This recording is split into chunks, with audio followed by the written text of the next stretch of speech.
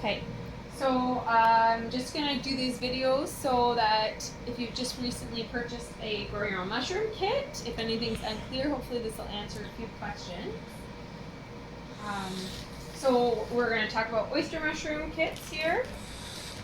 So before you get your kit at the market, it was incubating in a room about 25 degrees. Actually, even I'll step back a little bit. So we're using these bags because we can sterilize them. So we've got hardwood sawdust in here.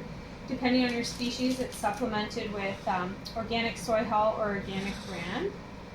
And we inoculate it after it's been sterilized in a lab under a laminar flow hood, and then it colonizes in a room that's about 25 degrees Celsius for anywhere from 2 to 8 weeks, depending on the species you're growing. So this filter patch here allows it to breathe.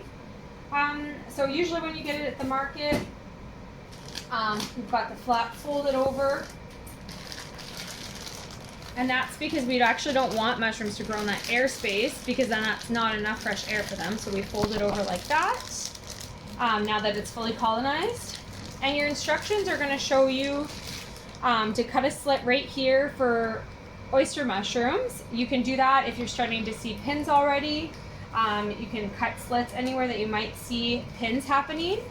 That is only cut maximum of 3 small slits, but what we would suggest for your oyster mushroom kit is to cut either one large slit across the top, or actually one right across the bag like that. We've found that we actually get the best yields that way. And I didn't talk about it before I did it, but if you notice, I used a sharp blade and I just sprayed it down with alcohol. If you have a bit of rubbing alcohol or something like that, that's a perfect tool to use, or a perfect way to sterilize your blade, sorry. So this is also an oyster mushroom kit here.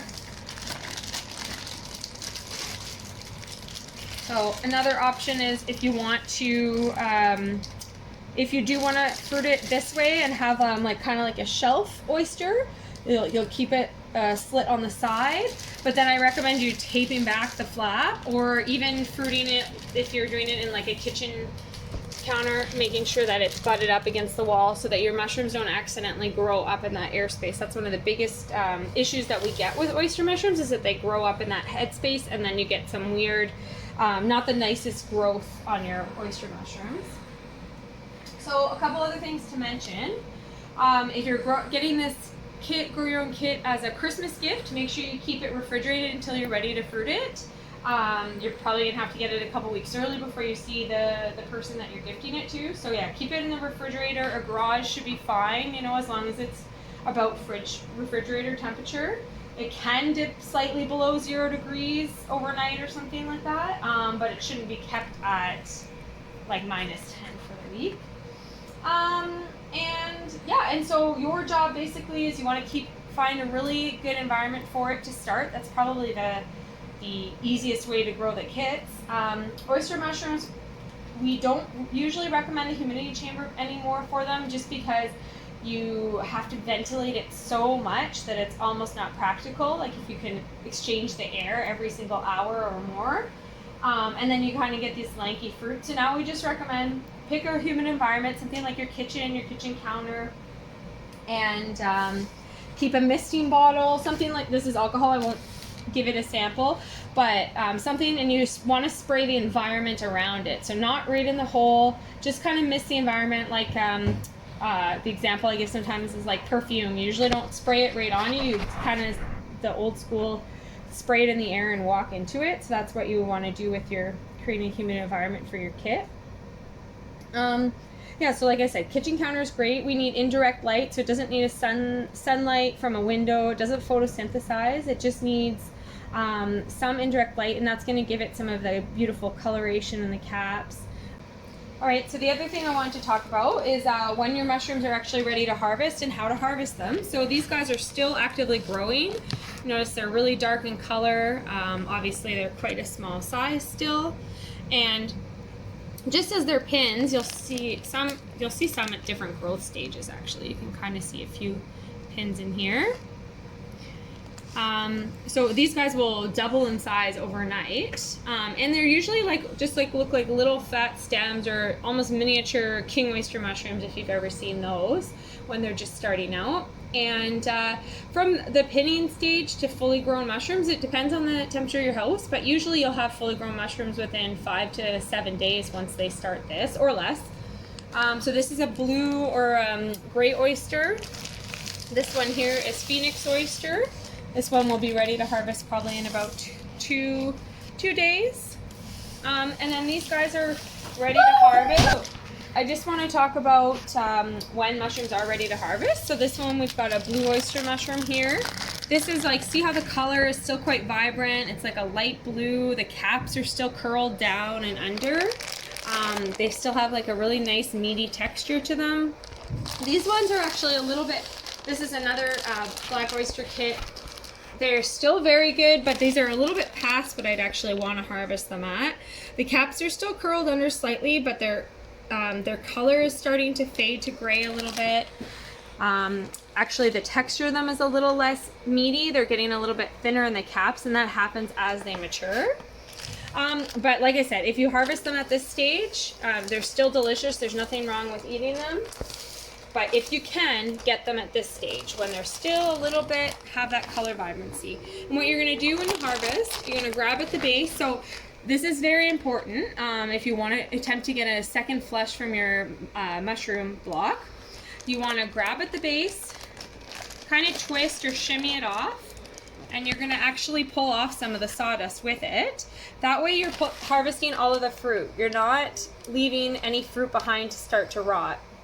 Okay, and you're going to trim this bottom off, basically just until, like we just trim off, you know, something about an inch, well no, okay, maybe not an inch, about an inch up the fruit. And that can go in the compost, or if you wanted to try and do some experimental stuff, you can use that to inoculate some substrates. That's mycelium mostly there, and the base of the mushroom. And then keep this in the refrigerator until you're ready to eat it. Okay? And no, you cannot harvest a little bit at a time and harvest daily, you know, as you're gonna eat them. You need to harvest when they're ready. They need to be harvested and they need to be refrigerated. Okay? So same thing.